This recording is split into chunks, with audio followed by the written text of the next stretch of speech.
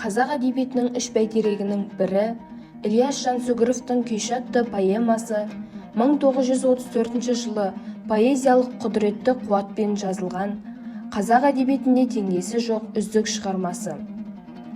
Туындыда арқа төсінен Алатауға беттеген Кенесары ханның ордасы көрініс табады. Кенесарыны сыйлаған қалың жұрт ханның келуін қошеметпен қарсы алып, той қылып жатқан көріністер шынайы бейнеленеді.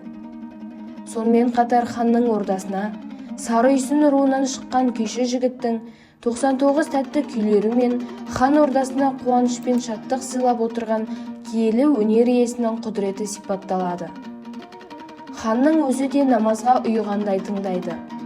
Хан есіл-дерті күй болып ұйып отырғанда, ханның немере қарындасы Қарашаш ханша күйшіні басы бүтін беруін сұрайды.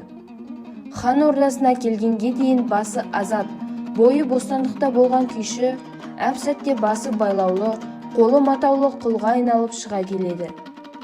Қарашашқа тұтқын құл болдым деп есеңгіреген күйші қыз отауының сән-салтанатын көргенде есін жиып, көңілін сергітеді.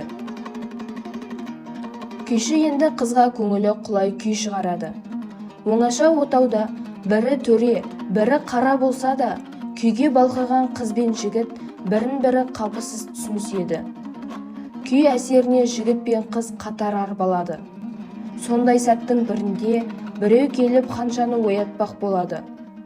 Бұл Әлімқұл байдың есер ұлы Сапақ болып шығады. Қарашаш ханшаның оны жазалағанын көріп, күйшінің өрекпіген көңілі өзінің хан тұқымымен теңесе алмайтынын анық түсініседі. Күйдегі әуеннің өзгеруі арқылы Қарашаш күйші сезімінің өзгергенін сезеді. Ат мінгізіп бостандық береді. Текті ханша күйшінің өнерлі басына деген құрметін өшірмейді. Өнер алдында ханша басын иіп қараның тілеуін беріп, өнерді торда ұстап қорламай, кең сахараға еркін самғауға рұқсатын береді. Құрметті оқырман, Ілияс Жансүгіровтің Күйші поэмасы толық поэмалық сұраққа жауап бере алатын, ширыққан уақиғасы бар кісіні жетелеп, желпіп отыратын тіл шырайы бар керемет туынды.